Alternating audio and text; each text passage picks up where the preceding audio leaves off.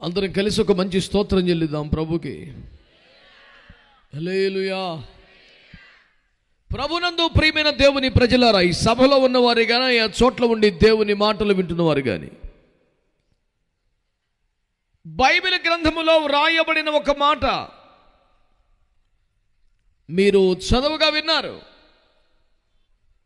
ఈ దేవుడు తమకు దేవుడుగా గల జనులు ధన్యులు, ఆయన వారిని మరణం వరకు నడిపిస్తాడు అని రాశాడు. బిడ్డలారా, దేవుని ప్రజలారా, మీరు ఏ చోట నుండి ఈ మాటలు వింటున్నప్పటికీ కూడా బైబిల్ గ్రంథములో ఉన్నటువంటి దేవుడు లేదా ప్రభువైన యేసుక్రీస్తు వారు ఎవరికైతే దేవుడిగా ఉన్నాడో ఆ జనులు ధన్యులట. ఆయన వారిని మరణం వరకు నడిపిస్తాడట. అంటే ఎప్పుడు విడిచిపెట్టేవాడు కాదని, ఎల్లప్పుడూ తోడుగా ఉండే దేవుడని. ఎవరైనా విడిచిపెడతారేమో, మరువబడతారేమో, కానీ ప్రభు అయిన యేసుక్రీస్తునే నమ్మకమైన సత్య సాక్షి, మృతులలో ఆది సంభూతుడిగా తిరిగి లేచిన దేవుడు, మరణములోనికి వెళ్ళి మరణమునే చంపి, మరణపు కోరలు పీకి, మరణం యొక్క బలము గలవని చంపి, మరణము యొక్క పాతాళపు తాళపు చెవులు లాక్కొచ్చినటువంటి మహాదేవుడు, నీవు మరణం వరకు నీకు తోడుగా ఉండే దేవుడని, నిన్ను నడిపించే దేవుడని. అందుచేత అలాంటి దేవుణ్ణి ఎవరైతే దేవుడిగా కలిగున్నారో వారు ధన్యులు, వారు భాగ్యవంతులు, అదృష్టవంతులని దేవుని గ్రంథము తెలియచేస్తుంది. ఆ ధన్యత, ఆ భాగ్యం, అదృష్టం ఇదిగో ఈ సభలో కూర్చున్న వేలాది జనం పొందారు. ఈ గ్రామంలో, ఈ పరిసర ప్రాంతాల్లో ఈ మాటలు వింటున్న వారందరూ కూడా ప్రభు అయిన యేసుక్రీస్తును దేవుడిగా పొంది ఆ ధన్యతను అనుభవించాలనే భారముతో, బాధ్యతతో, ఉపవాసాలతో, జాగరణాలతో, కన్నీళ్లతో, ఎంతో ప్రయాసతో ఈ సభలు ఈ సంవత్సరం కూడా ఏర్పాటు చేయడం జరిగింది.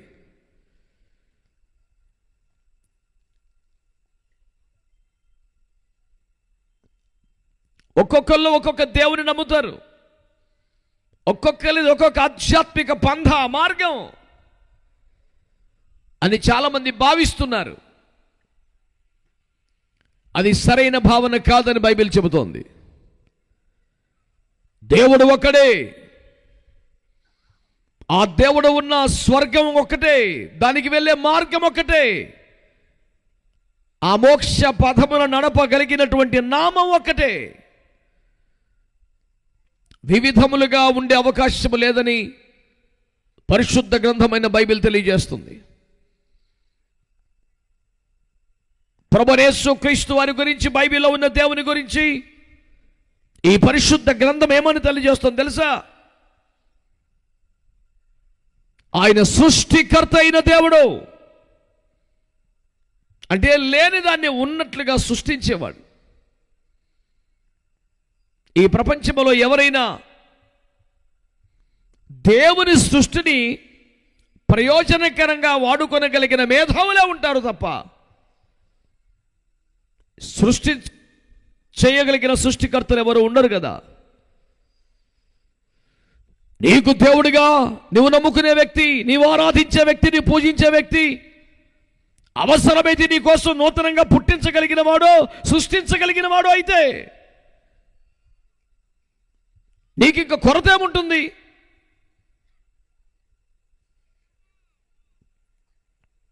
ఈ ప్రపంచంలో అత్యంత దారుణంగా కొట్టబడి, విపరీతంగా చెదిరిపోయి, తీవ్రముగా బాధింపబడి, పలుమార్లు దోచుకొనబడి, నేటికి బాంబు మోతలతో దద్దరిల్లిపోయే అత్యంత సున్నితమైన భూభాగముగా విఖ్యాతి పొందుతున్నటువంటి ఇశ్రాయేలు దేశం, పూలు మొదలుకొని, పాలు మొదలుకొని, ఫలములు మొదలుకొని సాంకేతిక రంగము దాకా ప్రపంచంలో నెంబర్ 1 పొజిషన్లో ఉంది అంటే కారణం ఇదిగో ఈ దేవుడు తమకు దేవుడుగా కలిగిన ధన్యత అని మీకు జ్ఞాపకం చేస్తున్నాను. ఇవేమీ తమాషా కోసం చెప్పిన కల్పిత కథలు కావు కదా. చరిత్ర చూడండి, గూగుల్ చేసి చూడండి. ఈ ప్రపంచ దేశాల్లో ఇజ్రాయెల్ దేశం మీద దాడులు ఎప్పుడు ఎక్కడ ఏ దేశం మీద జరగవు.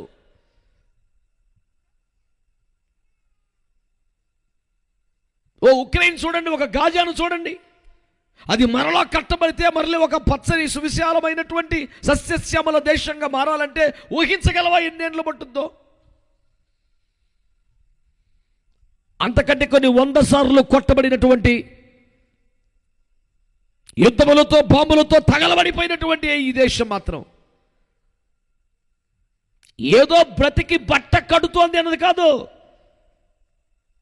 ప్రపంచంలో దాదాపు ప్రతి రంగంలో నెంబర్ 1 పొజిషన్ ఉండడాన్ని మీరు గుర్తుపడతారు. ఏమిటి వాళ్ళ స్పెషాలిటీ? వాళ్ళ సారవంతమైన ఎలా? వాళ్ళకి సహజ వనరులు ఎక్కువగా ఉన్నాయా? వాళ్ళది సుశాలమైన భూభాగమా? పోనీ మానవ వనరులు పోనీ ఎక్కువ? ఏదడిగినా తక్కువే, పొజిషన్ మాత్రం చాలా ఎక్కువ. కారణం ఏంటి? ఈ దేవుడు తమకు దేవుడుగా కలిగిన జనులు ధన్యులు. ఆయన వారికి మరణం వరకు తోడుగా ఉంటాడు. పెద్ద తలకే లేకపోతే ఎద్దు తలకే పెట్టుకోమన్నారని సామెత చెప్పారని ఏదో ఒక దేవుడులే, ఏదో ఒక దైవములే, ఏదో ఒక నామములే, ఏదో ఒక ఆశ్రయములని సరిపెట్టుకోవలసిన పరిస్థితి లేదని,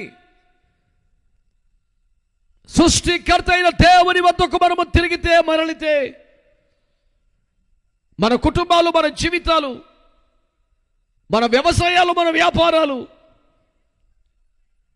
ఈ భూమి మీద ఉన్న కాలములో దేవుని కృప పొందడమే కాకుండా ఈ భూమిని విడిచిపెట్టి మహిమకు స్వర్గానికి వెళ్లాల్సిన శుభదినాన ఏ సందేహము లేకుండా నరకమును దాటి దేవుని రాజ్యానికి, పరలోకానికి, మోక్షానికి చేరుకునే గ్యారంటీ లభిస్తుందని దేవుని వాక్యం తెలియచేస్తుంది.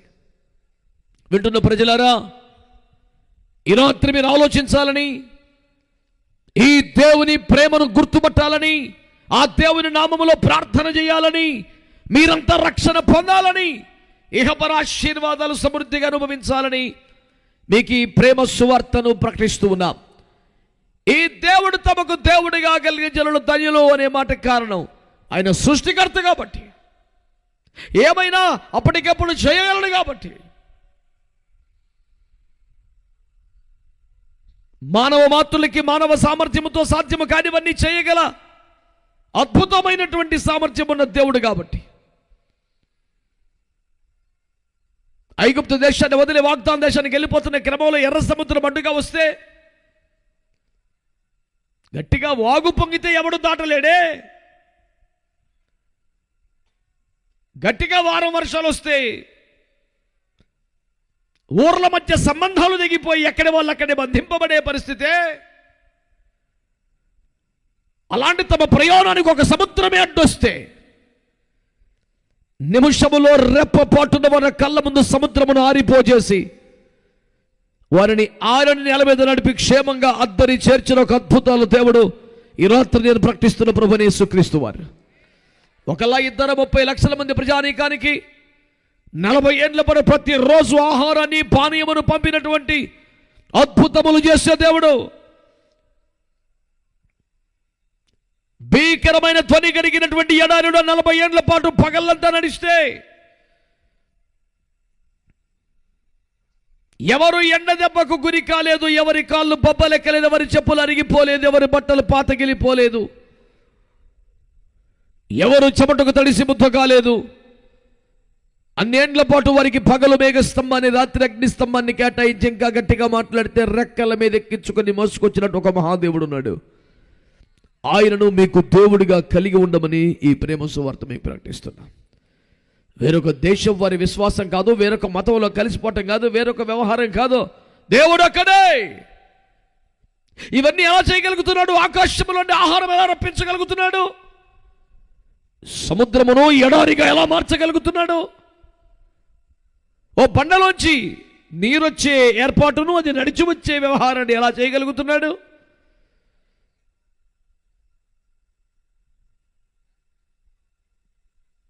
ఒక 2 నిమిషాల పాటు తాజ్మహల్ మాయమైనట్లుగా చేయడం, 2000 మంది ప్రయాణికులు ఉన్నటువంటి రైలును మాయమైపోయేలాగా ప్లాట్ఫామ్ మీద కనబడకుండా చేయటం, పీసీ సర్కార్ లాంటి ఇంద్రజాలికలకు సాధ్యమే. కానీ అయ్యి బాబోయ్ అనుకున్న లోపలి దాని స్థానంలో అది ఉంటుంది, కనబడుతుంది, ఎక్కడికి పోదు. కొంత మాయ చేయటం, ఇల్యూషన్ చేయడం, మ్యాజిక్ చేయటం సాధ్యమే. కానీ నిజంగానే సముద్రం మీద సుమారు 30-40 లక్షల మందిని క్షేమంగా యువతులకి తీసుకురావటం, పోషించడం, అద్భుతాలు చేయటం దేవుడు అనబడిన వాడికి మాత్రమే సాధ్యమవుతుంది. వాళ్ళదేదో అదృష్టం, వాళ్ళు పుణ్యం చేసుకున్నారు, మనకి అంత భాగ్యం లేదు లాంటి విచారకరమైన మాటలు పలకవలసిన అవసరం లేదు. ఈ దేవుడు తమకు దేవుడిగా కలిగిన జనులు ధన్యులు. ఎలా కలిగి ఉండగలం? ఎలా కలిగి ఉండగలం? యోహాను సువార్త 1:12 వాక్యం చెప్తుంది, తన్ను ఎందరు అంగీకరించితురనగా తన నామమున విశ్వాసంచు వారందరికీ దేవుని పిల్లలకుటకైన అధికారం అనుగ్రహించాడని. ఏదో ముష్టి పారేయటం, దయదలచడం, చేర్చుకోవడం కాదు. ఆయన అధికారం అనుగ్రహించాడు దేవుని పిల్లలుగా ఉండడానికి. అబ్బో తండ్రి అని పిలిచే ఒక అధికారం, నాకు ఇది కావాలి అని అడిగి పొందుకునే ఒక అధికారం. ఎంగిలి చేత్తో కాకిలతో ఉన్నట్లుగా దయదలిచి ముష్టి పాడేయటం కాదు, ఒక పిల్లల వారసత్వాన్ని ఇవ్వటం, పిల్లల అధికారం ఇవ్వటం, హక్కు ఇవ్వడం. ఒక తండ్రి వద్ద బిడ్డలకు ఉండే సంపూర్ణ స్వాతంత్రాన్ని, సాధికారికతను ఉచితముగా ఇచ్చేయడం, అది కూడా శాశ్వత కాలానికి ఏర్పాట్లు చేయడం నేను ప్రకటిస్తున్న ప్రభువైన యేసుక్రీస్తు వారి ప్రేమకు సాధ్యమని మీకు మనవి చేస్తున్నాను. ఈ దేవుడు తమకు దేవుడిగా కలిగి ఉంటే వాళ్ళు పెద్దలారా, విద్యావంతులారా చెప్పొచ్చుగా అందరూ. కొంతమంది మంచి మనసాక్షి మంచి వాళ్ళు చెప్పమన్నాడుగా, నన్ను కాదు కానీ చెప్పాలా. వాళ్ళకున్న మనసాక్షిని బట్టి నేను ఎంతగానో వాళ్ళని కొనియాడుతున్నాను. మీరు ధన్యులు, మీరు యథార్థవంతులు. మీరు ఇంతగా సగం సగం చేతులెత్తి మంచి స్తోత్రం చెప్పొచ్చుగా. హల్లెలూయా, హల్లెలూయా.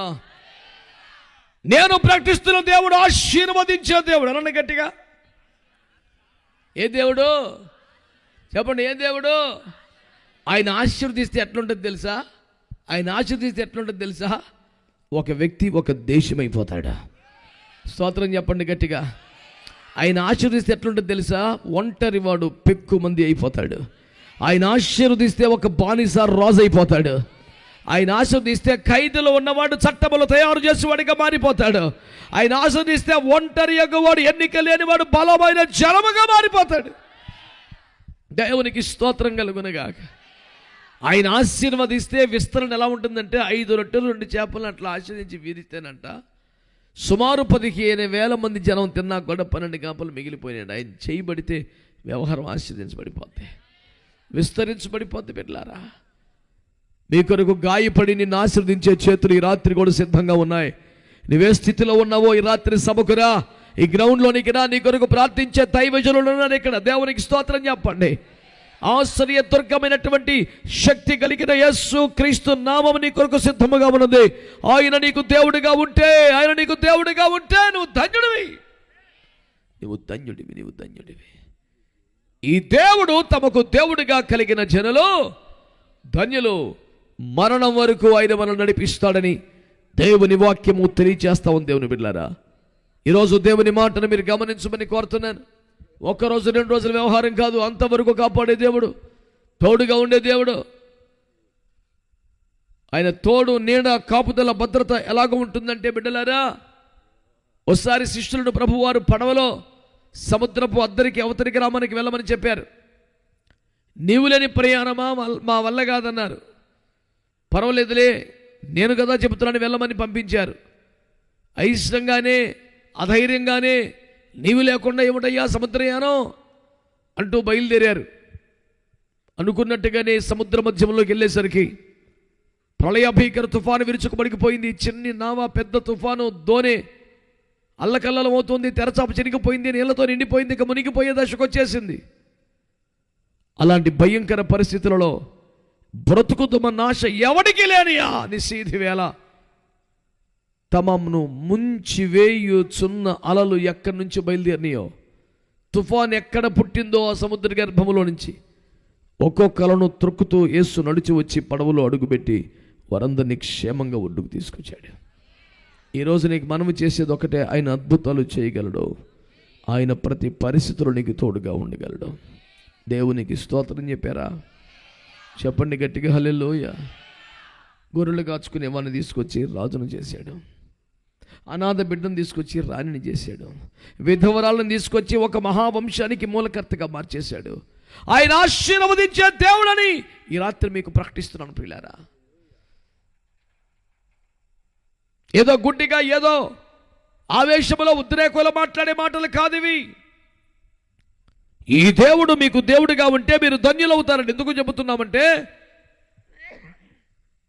ఆయన సృష్టికర్త అయిన దేవుడు గనుక, ఆయన ప్రేమ గల దేవుడు గనుక, ఆయన రక్షించే దేవుడు గనుక.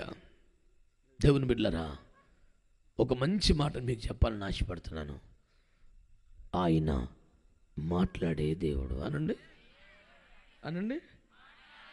ఎవరైనా ఈ ప్రపంచంలో అన్నిటికన్నా మధురమైనటువంటి అనుభవం ఏంటి తెలిసిన? దేవుడు మనిషితో మాట్లాడటం. చాలామంది అద్భుతాలని ఆశపడుతుంటారు కదా. యేసుప్రభు వారు అన్నారు నిర్గమకాండం 34వ అధ్యాయం 10వ వచనంలో, ఈ భూమి మీద ఎవరికి ఎప్పుడు ఎక్కడ చేయని అద్భుతాన్ని మీకు చేస్తాను అన్నాడు. ఇదే నేను మీకు చేసే నిబంధన అన్నాడు. ఏమిటి అద్భుతం అడిగితే ద్వితీయోపదేశ కాండంలోకి వెళ్ళేసరికి అక్కడ మాట్లాడుతున్నాడు 4:32 చెప్తున్నాడు తేటగా ఏమని, ఈ భూమి మీద ఎప్పుడు ఎక్కడ జరగని కార్యం ఇది. ఆకాశముకి ఈ దిక్కు నుండి ఆ దిక్కుకు వెళ్ళండి, తూర్పు నుండి పడమరకి వెళ్ళండి. సృష్టి ఆది మొదలు ఇప్పటిదాకా చూడండి, మానవ మనుగడ చరిత్రలో ఎప్పుడు ఎక్కడ ఇలాంటి కార్యం జరగలేదు. ఏమనగా, నేను మండుచున్న పొదలో నుండి మనుషులతో మాట్లాడాను. మనుషులతో నేను మాట్లాడటం కన్నా అద్భుతం ఇంకేమీ లేదన్నాడు. గమనించారా దేవుని బిడ్డలారా?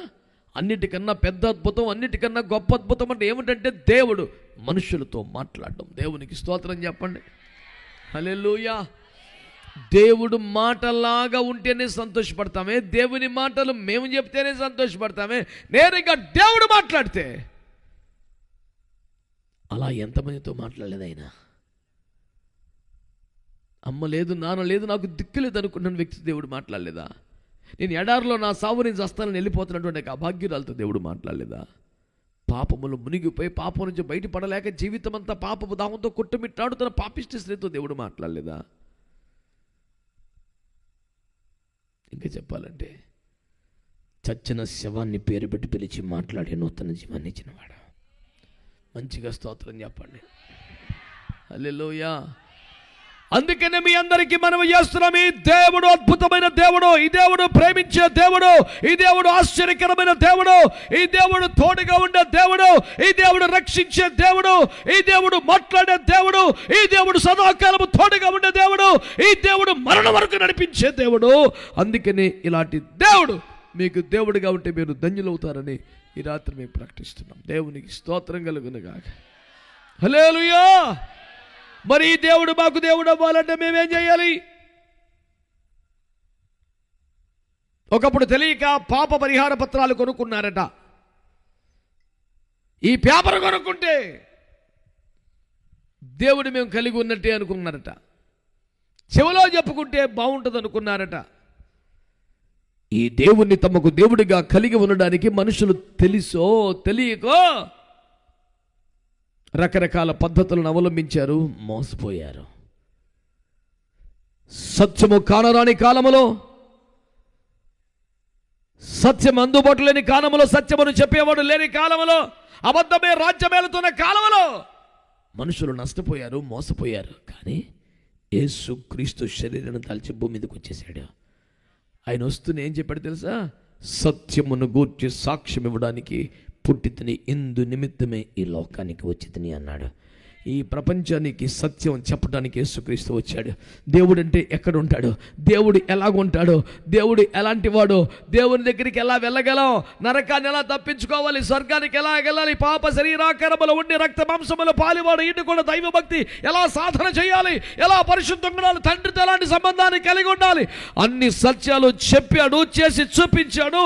తన సొంత శరీరాన్ని బలిగా అర్పించాడు, చావునే చంపాడు, తిరిగి లేచాడు, తండ్రి వద్దకెళ్ళి మార్గాన్ని సిద్ధపరిచాడు, చేతులు చప్పిలుస్తున్నాడు. ఈ దేవుడు నీకు ఉచితముగా శాశ్వతంగా అనుగ్రహించబడే మహాభాగ్యం. చప్పట్లు కొట్టి స్తోత్రం చెప్పండి. మౌనంగా ఉండి చప్పట్లు కొట్టకుండా స్తోత్రాలు చెప్తూ కొట్టండి. హల్లెలూయా, హల్లెలూయా. ఈ రోజుల్లో మల్టీ టాస్కింగ్ అంటున్నారు కదా చదువుకునే వాళ్ళు, ఒకసారి 5-6 పనులు చేస్తారు. మొన్న హైదరాబాద్ మీటింగ్స్లో నాకు ఒక వ్యక్తి ఒక కీప్యాడ్, ఒక చిన్న కీప్యాడ్ నాకు బహుమతిగా ఇచ్చాడు. చాలా స్మార్ట్గా ఉంది. నాకెందుకు ఈ కీప్యాడ్ అని అడిగాను. ఒకసారి 3 డివైసెస్ కనెక్ట్ అవుతాయ్యా, మనం మల్టీ టాస్కింగ్గా చేస్తే బాగుంటుంది అంటే అన్న, ఒక ల్యాప్టాప్ పెట్టుకొని, ఒక ట్యాబ్ పెట్టుకొని, ఒక మొబైల్ పెట్టుకుంటే ఈ మూడిటికి ఒకటే కీబోర్డు. వీడికి మెయిల్ పెట్టచ్చు, వీళ్ళు గేమ్ ఆడొచ్చు, వీడికి SMS పెట్టి, వీడికి వాట్సాప్ పెట్టచ్చు, ఒక చిన్న స్విచ్ కొడితే ఇందులోకి వెళ్తుంటుంది, ఇది కొడితే అందులోకి వెళ్తూ ఉంటుంది. ఒకసారి ఒక మనిషి 10 పనులు చేయగలుగుతున్నాడు ఒక్కసారి. మీరు మటుకి స్తోత్రం చెప్తే సప్పట్లు ఆగిపోతాయి, సప్పట్లు కొడితే స్తోత్రం ఆగిపోతాయి. సూపర్ టాస్కింగ్ రా నాయన. అసలు ఎట్టున్నారు ఏంటండి, ఆ స్తోత్రం చెప్పండి చేతులు ఎత్తారు, సపలు కొట్టమంటే ఆగురా, సపలు కొట్టమంటే స్తోత్రం అయిపోతుంది, స్తోత్రం చెప్తే చప్పట్లు అయిపోతుంది. ఎందుకంటే ఈ అమ్మ చూడు ఎక్కడో ఉంది, పరదేశంలో 3వ ఆకాశంలో ఉంది, ఈ లోకంలో లేదు అసలు. అమ్మా ఉన్నావా, ఆ పాటి దానికి మళ్ళీ ఫస్ట్ లేని ఎందుకమ్మా, ఎక్కడ కుర్చీ చూసుకుపోయావు, ఎదురుగుండా కూర్చోనట.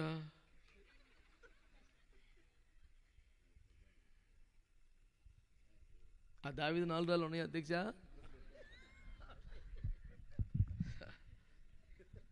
స్తోత్రం చెప్పండి. ఇంతేనా? ఇంత చెప్పా కూడా ఎట్టుంటే అటు సార్ సౌండ్. నోరారా స్తుతులు చెప్తూ చప్పట్లు కొట్టగలరా? హల్లెలూయా చెప్పాలి గట్టిగా, హల్లెలూయా. ప్రభునందు మిక్కిలి ప్రియమైన దేవుని బిడ్డలారా, ఈ దేవుడు మాకు దేవుడు అవ్వాలంటే ఏం చేయాలా? ఓ 100 రూపాయలు కట్టారా, 1000 రూపాయలు కట్టాలా, 1,00,000 రూపాయలు కట్టాలా, లేదా డబ్బులు ఇవ్వాలా, భూమి ఇవ్వాలా, ఏమి ఇవ్వాలి? యథార్థం చెప్పాలంటే ఎత్తం తక్కువ పుచ్చుకుంటాం ఎక్కువ ఉంటుంది. నువ్వు పుచ్చుకుంటే చాలు.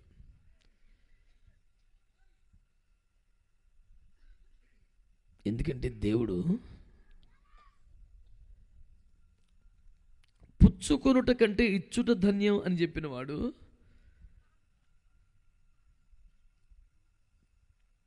స్వయం ప్రకటన సిద్ధాంతాన్ని విరుద్ధంగా చేస్తాడా? తాను పుచ్చుకోవటం కంటే ఇవ్వటంలో సంతోషించే దేవుడు కాబట్టి అటు చెప్పాడు ఆయన. ఆయనకి నీ హృదయాన్ని ఇస్తే అనండి, అనండి. పోనీ ఏముందో పెట్టుబడి ఏముంది చెప్పండి గట్టిగానే. పాపక్షమాపణ ఇస్తాడు, రక్షణ ఇస్తాడు, స్వస్థత ఇస్తాడు, విడుదల ఇస్తాడు, విమోచన ఇస్తాడు, ఆశీర్వాదం ఇస్తాడు, అభివృద్ధి ఇస్తాడు, అభిషేకం ఇస్తాడు, ఆనందం ఇస్తాడు, పరలోకం ఇస్తాడు. ఇక అంతు పంతు ఉండదు లిస్టు.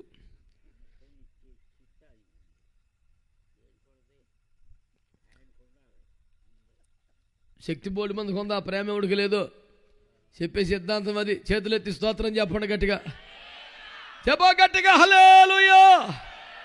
ఈ రోజున దేవుని వాక్యమును బట్టి మీతో మాట్లాడే సత్యం ఏమిటంటే, ఈ దేవుడు నీకు దేవుడు అవ్వాలంటే ఏంటది ఏంటది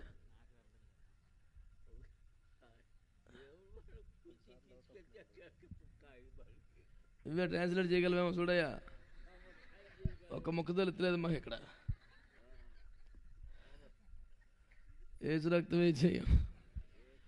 మంచి వాళ్ళందరూ స్తోత్రం చెప్పండి. ఆయన కొన్ని విషయాలు ఒక్కడికి లేదురా బాబు, ఎంతమంది పోగుపడ్డారు కానీ. దేవునికి స్తోత్రం చెప్పండి గట్టిగా, హల్లెలూయా. ప్రభునందు మిక్కిలి ప్రియమైన దేవుని ప్రజలారా, శ్రద్ధగా ఈ మాటలు వినే ప్రయత్నం చేయండి. ఇంత గొప్ప దేవుడు, ఇంత మంచి దేవుడు, ఇంత అద్భుతమైన దేవుడు, ఇంత ప్రేమించే దేవుడు, ఇంతగా రక్షించే దేవుడు మాకు కూడా దేవుడిగా ఉంటే బాగానే ఉంటుంది అనిపిస్తుంది. మాకు కూడా కావాలి. ఏమని ఇవ్వాలా? అక్కర్లా, పుచ్చుకోవాలి. ఏం పుచ్చుకోవాలా?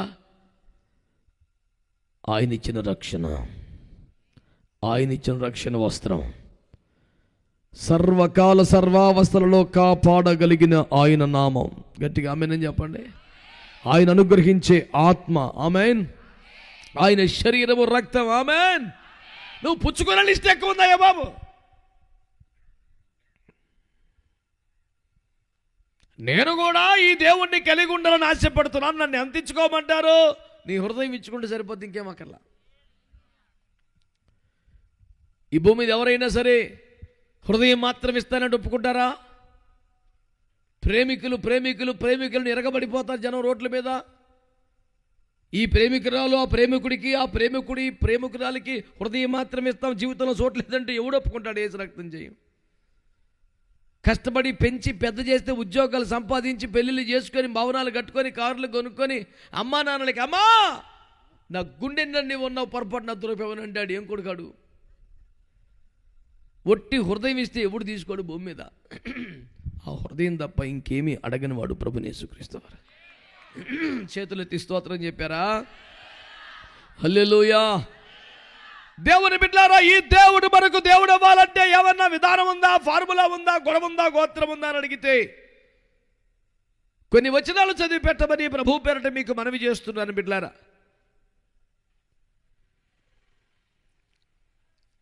పరిశుద్ధ గ్రంథమైన బైబిల్లో నుండి మత్తయి సువార్త 22వ అధ్యాయం,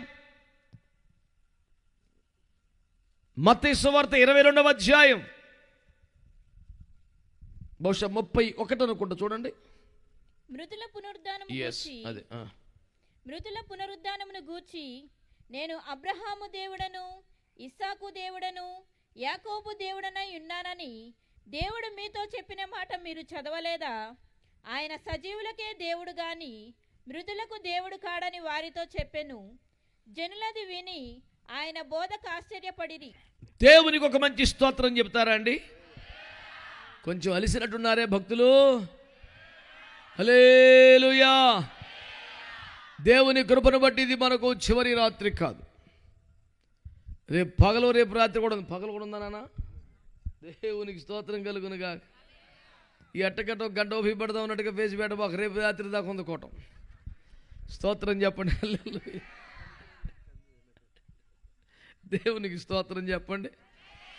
బిడ్డలారా, దేవుని వాక్యములో ఒక చక్కని మాట. ఈ దేవుడు తమకు దేవుడిగా కలిగిన జనులు ధన్యులని, భాగ్యవంతులని, అదృష్టవంతులని, వారికి మించినటువంటి సౌభాగ్య ప్రదాతలుగా లేరని భావిస్తున్నాం కదా. మరి ఆ సౌభాగ్యం నా సొంతమైపోవాలని ఏం చేయాలా? ఆయన మనకు దేవుడిగా ఉండాలంటే ఏం చేయాలా? ఆయన ఎవరికి దేవుడిగా ఉంటాడో ఒక 3 మాటలు రాశారు. ఆయన అబ్రహాము దేవుడో, ఇస్సాకు దేవుడో, యాకోబు దేవుడో అనండి అని ఏమన్నారు? అలాగని మృతులకు దేవుడు కాదు, సజీవులకు దేవుడు అన్నాడు. స్తోత్రం చెప్పండి. ఆహా, అదిగో అక్కడ రాని చెప్పనే చెప్పాడు. మనకు కాదంటరా బాబు దేవుడు, వాళ్ళకి దేవుడు అంట. వాళ్ళ బైబిలే చెప్తుంది. వాళ్ళ అబ్రహాం దేవుడు అంట, ఇస్సాకు దేవుడు అంట, యాకోబు అంటే మన దేవుడు కాదంట. మన కొత్తగా తిప్పల బాక్కలా వాళ్ళ గ్రంథములోనే ఆ విధంగా ఉంది. ఈ గ్రంథములో ఉన్నటువంటి విషయాలన్నీ ఆత్మచేతని వివేచింపదగును గాని ప్రకృతి సంబంధముగా మాట్లాడటకు, అక్షరార్థంగా మాట్లాడటకు వీలుగాదని ప్రభు పేరిట మనవి చేస్తున్నాను. అబ్రహాము, ఇస్సాకు, యాకోబులనే పేర్లతో 3 వ్యక్తులు జీవించారు, మరణించారు. అది నిజమే. ఆయన వారికి దేవుడుగా ఉన్నాడు, కాపాడాడు, నిజమే. అయితే అబ్రహాం, ఇస్సాకు, యాకోబులనే పేర్లతో జీవించి మరణించిన 3 మాత్రమే దేవుడైతే మృతులకు కాదు, సజీవులకి దేవుడు ఎందుకు చెప్తాడు? వాళ్ళ పేర్లతో జీవించారు, మరణించారు కదా. వారికి దేవుడు అంటే అప్పుడు మృతులకు దేవుడు అవుతాడు కదా. అబ్బే అలాగన్నామని మృతులకు కాదు, సజీవులకి అంటున్నాడే. యాకోబనే పేర్లతో జీవించి మరణించిన ఆ ముగ్గురికి మాత్రమే దేవుడుగా ఉండిన వ్యవహారము కాదు, వారి విశ్వాసము వారి భక్తిలోనికి వస్తే అలాంటి వారందరికీ ఆయన దేవుడుగా ఉంటాడు అని వాక్యం చెబుతోంది. మంచిగా స్తోత్రం చెప్పండి. హల్లెలూయా. యూదులు యేసు ప్రభు వారు శరీరమును దాల్చి వారికి మహిమగలమైన సేవలు చేస్తుంటే వారు అన్నారు, నువ్వేంటో పెద్ద పెద్ద గొప్ప మాట్లాడుతున్నావు, మేము అబ్రహాము సంతానం అన్నారు. అప్పుడు యేసు ప్రభు అన్నాడు, నేను అబ్రహాముకి దేవునిరా, సన్నాసి మాటలు మాట్లాడుతున్నావు, నేను అబ్రహాముకి కుమారుణ్ణి, అబ్రహాము సంతానం అనే ఫీల్ అవుతున్నావు అమాయకుడా, నేను అబ్రహాముకి దేవుణ్ణిరా. వాళ్ళు బెత్తరిపోయి, ఆహా ఈ మనుషుడికి ఇంకా 30 ఏళ్ళు లేవే, కొన్ని వేల సంవత్సరాల క్రితం జీవించి మరణించిన మా తాతగారి పేరు చెప్పి అతడికే దేవుడు నడుచున్నాడంటే వాళ్ళ ఆశ్చర్యం ఇంకా బ్రహ్మాండం మధ్యలో విప్పలేసిన ఉన్నాడు. మీ పితరుడైన అబ్రహాం నా దినమును చూడవలని మిక్కిలి ఆశించను, చూసి ఆనందించను అన్నాడు. ఇంకా జుట్టు పీకేసుకున్న బట్టలు చింపేసుకున్నారు. బాబోయ్, this is too much unbearable. ఇరెత్తిపోతున్నాడు.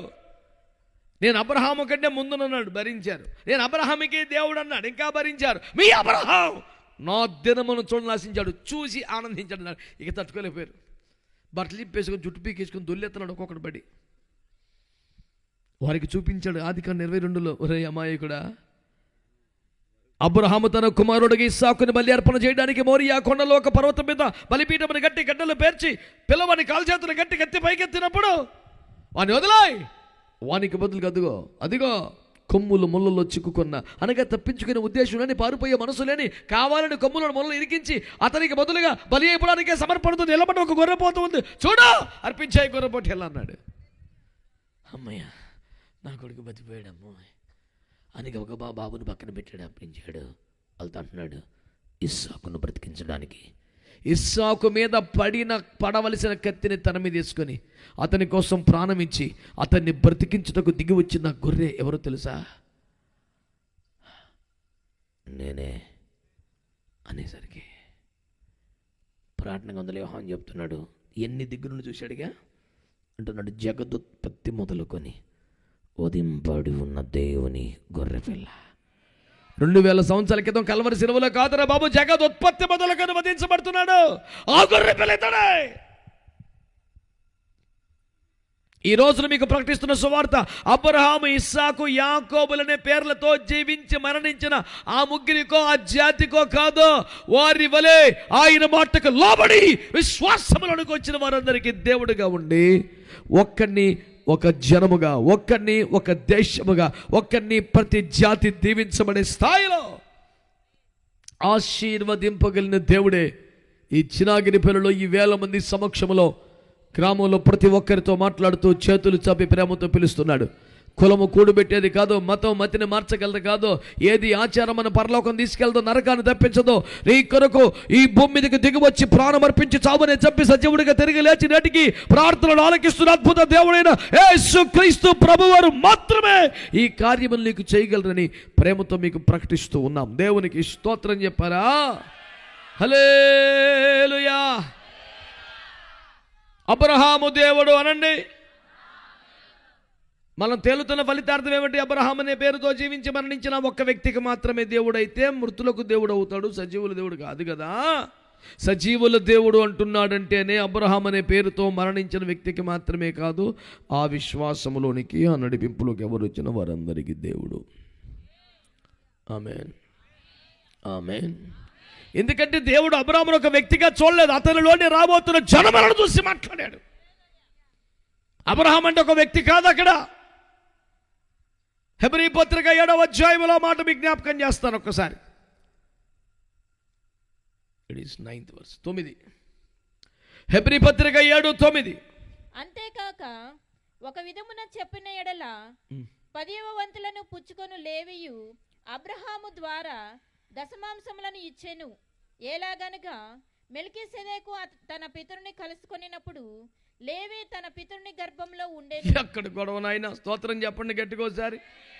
అందరి దగ్గర దశమ భాగములు తీసుకున్నటువంటి లేవి కూడా దశమ భాగం ఇచ్చాడు అని రాస్తుంది బైబిల్లో. ఆ ముఖ్యం నేను చెప్తే నా మీద కూర్చోడు ఒకడు. నన్ను ఇమ్మంటావా అని మీదకి వచ్చేసాడు. నాకేమన్నానా కంగారు పడుతున్నాడు. ఏమండో ఈ మాట విన్నారా మీరు? అందరి దగ్గర దశమ భాగములు తీసుకున్న లేవి కూడా దశమ భాగం ఇచ్చాడు. ఆ మాట చదివితే దశమ భాగం లేవి కూడా ఇయ్యాలి అని ఉంది, కానీ ఇచ్చినట్టు రికార్డు లేదు. ఇచ్చేసాడంటాడు. ఆడిచ్చాడయ్యా అది లేవి ఆ కాండం సంఖ్య కాండం చేసుకోండి, ఆయా కాండంలో పరిశీలిస్తే లేవి కూడా దశమ భాగం ఇయ్యవలెను అని ఉంది, కానీ ఇచ్చినట్టు కనపడలేదు. ఇది ఎక్కడ తగురా నాయనా అని చూస్తే అక్కడే ఉంది ఆన్సర్. ఏమని ఏలయనగా మెల్కీసెదెకు కాండం 14 రాజుల సంహారం చేసి వేరే విషయంతో తిరిగి వస్తున్నప్పుడు షావేలైలో షాలేము రాజైన మెల్కీసెదెకు సర్వోన్నతుడు దేవుని యాజకుడు మెల్కీసెదెకు అబ్రహామును కలుసుకొని అతనికి రొట్టె ద్రాక్షరసం ఇస్తే ఇతని చేతిలో దశమ భాగం పెడితే అప్పుడంట అబ్రహం గారంట మెల్కీసెదెకు గారికి అంట దేవుడికి అంట దశమ భాగం చేతిలో పెడితే అబ్రహం కడుపులో లేవి ఉన్నాడు కనుక లేవి కూడా ఇచ్చినట్టేలే అంటాడు. ఇది లేవి ఆడనాడు అప్పటికి ఇస్సాకే లేడు, బైపాస్లో ఇష్మాయిల్ కూడా లేడు. 14 ఇంకది ఆదికాండం 14. ఇస్సాకు లేడు, ఇష్మాయిల్ లేడు, యాకోబు లేడు. ఏమండి రూబేను షిమ్యోను లేవి ఎక్కడ మనిషి అండి? అంటే దేవుడు అబ్రహామును చూస్తుంటే అబ్రహాములు ఇస్సాకును చూశాడు, ఇస్సాకులు యాకోబుని చూశాడు, యాకోబులో లేవిని చూశాడు, ఈ పిల్లోడు పెద్దోడైపోవడం చూశాడు, యాజకుడైపోవడం చూశాడు, అందరి దగ్గర దశమాలు ఇవ్వడం చూశాడు, ఈ మళ్ళీ తీసుకెళ్ళి దశమ ఇవ్వడం చూశాడు. అంటే అబ్రహాముతో మాట్లాడుతుంటే అబ్రహాం ఒక్కడితో మాట్లాడలేదన్నమాట. అబ్రహాముకి ఏదైనా వాగ్దానం ఇస్తే ఒక్కడికి ఇవ్వలేదన్నమాట. అబ్రహాములో నుండి రాబోతున్న జనములందరికీ వాగ్దానం ఇచ్చాడు. అందుకనే అబ్రహాము దేవుడు అంటే ఒక వ్యక్తి కాదు. అబ్రహాములో అంటే అబ్రహాములో ఆ విశ్వాసములో ఏమిటా వ్యవహారం, ఆ క్రమంలో, ఆ భక్తిలో, ఆ సమర్పణలో, ఆ పద్ధతులకు ఎవడొస్తే ఆడికి వాగ్దానం చెందిపోద్ది. అబ్రహాము దేవుడు అంటే అబ్రహాములాగా భక్తి చేసే వాళ్ళందరికీ దేవుడని అర్థం. అందరూ చెప్తే అంత బాగుండేది కూటం. హల్లెలూయా. ప్రభునందు ప్రియులారా, అబ్రహాం ఎలాంటి భక్తి చేశాడు? ఆయన మా వల్ల అయిద్దో లేదో ఆమె ఎవరు అన్నమ్మంట 84 సంవత్సరాల మందిని వదిలిపెట్టలేదంట. ఉపవాసాలంట, జాగరణంట. నేను 3 పూటలు 1 పూట తగ్గితేనే ప్యానం తెప్త పిల్లాడిపోతుంది. నాకు ఈ మధ్యకాలం ఉపవాస కూటాలకు వెళ్ళబుద్ది ఒకట్లా. ఎందుకంటే ఉపవాస కూటం అని పెడుతుంటే పెద్ద కొండ ఒకటి పెట్టి ప్రవక్తల శిష్యులు కూర వంటకం ఉంచున్నారు. ఇదేంద్ర అంటే ఉపవాస కూటమే అంటున్నారు. పెద్ద పెద్ద కొండలు ఉడుకుతున్నాయి. నేను అడిగామన్నా భాష గారిని, ఇది ఉపవాస కూటం అన్నామంటే అదే ఆయా గ్రామాల నుంచి ప్రజలు వస్తారండి. ఆయా గ్రామాల నుంచి ప్రజలు దేనికి వస్తారు? ఉపవాస ప్రార్థనకి.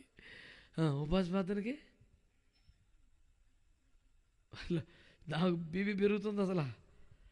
అదే పేరే ఉపవాస కూటం కాదురా, నిన్ను ఎవడు రమ్మన్నాడు రా? మేము దూరం నుంచి వచ్చాము, ఆకలికి ఆగలేకపోతున్నాం అని పాస్టర్ మీద పడతావు ఏందిరా నువ్వు? నీ ముఖం చూసాలు కొండలు ఉండేస్తుంటే కూర్చొని నాన్ స్టాప్గా తింటావు ఏందిరా నువ్వు? అయ్యో ఉపవాస కూటాలయ్యా, మీరు ఇప్పుడు వంటలు చేస్తావేంటి, భోజనం పెడతావేంటి? నేను కూడా ఉపవాసం ఉండలేకపోతే రోడ్డు మీదకి వెళ్ళి బిస్కెట్ పెట్టి కొనుక్కొని తింటాను, కానీ నీ భోజనాలు ఏంటి? ఏమో మా గురించి చేయబాకండి అయ్యా అన్న మారుమూలసు కూడా ఒక్కడ కనపడ్డేసి రక్తం చేయం. ఏమన్నా పెద్ద మనిషా, ఏమన్నా వృద్ధుడా, పోనీ ఏమన్నా చంటిపిల్ల తల్లా? శుభ్రంగా ఉన్నాడు, ఆరోగ్యవంతుడు. ఆ మాట అంటే అంటాడు, మరి శుభ్రంగా ఉన్నాను కాబట్టి నేను ఆగలేకపోతాను అన్నాడు. ఇంజిన్ బీభత్సంగా ఆడుతుంది అంటాడు. ఆడు మహా అయితే టిఫిన్ వరకు త్యాగం చేయగలడు, పెద్ద గ్లాసు టీ తాగి. ప్రార్థన అయ్యే వరకు ఓపిక పడతాడు. ప్రార్థన అవ్వగానే అయ్యా సాయంత్రం 2 గంటలకి ఈలోపు ఒక రౌండ్ వేసి వస్తాడు, ఫుల్ తింటాడు. ఉపవాసాలు కదన్నా, వీడొచ్చేస్తుందని పెరిగాను తినేసాను. మరి ఇంకో ఉపవాసం ఏంట్రా?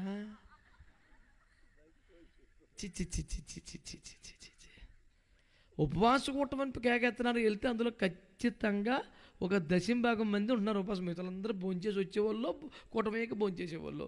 ఆ పాటిదానికి ఎందుకు ఈ శనాగిరి పిల్లలు రైట్ ఇంకా ఆ పేరే తీసేసి విశ్వాసాలు కూటమని పెట్టారు. తగులేదు తాతగారి కాని నుంచి.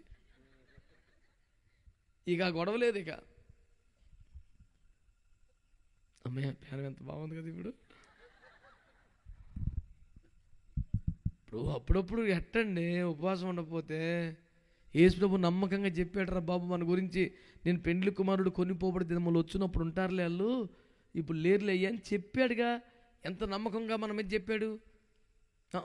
ఇక గొడవేం లేదు. ఇక దేవుడు మాకు ఆకలి ఇచ్చాడు, అరుగుదల ఇచ్చాడు, దేవునికి స్తోత్రం కలుగును గాక.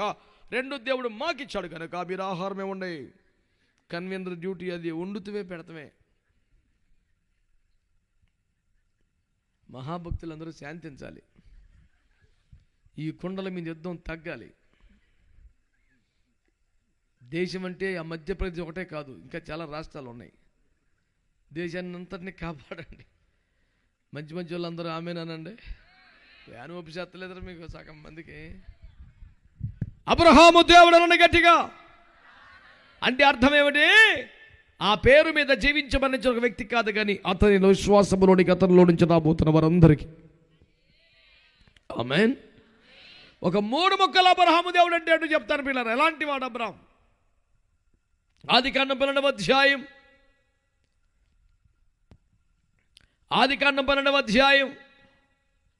1 నుంచి 4 వరకు చదివి పెట్టండి. యెహోవా, నీవు లేచి నీ దేశము నుండి, నీ బంధువుల యొద్ద నుండి, నీ తండ్రి ఇంటి నుండి బయలుదేరి నేను నీకు చూపించు దేశమునకు వెళ్ళుము. నిన్ను గొప్ప జనముగా చేసి నిన్ను ఆశీర్వదించి నీ నామమును గొప్ప చేయుదును. నీవు ఆశీర్వాదముగా నుందువు. నిన్ను ఆశీర్వదించువాన్ని ఆశీర్వదించదను, నిన్ను దూషించువాన్ని శపించదను.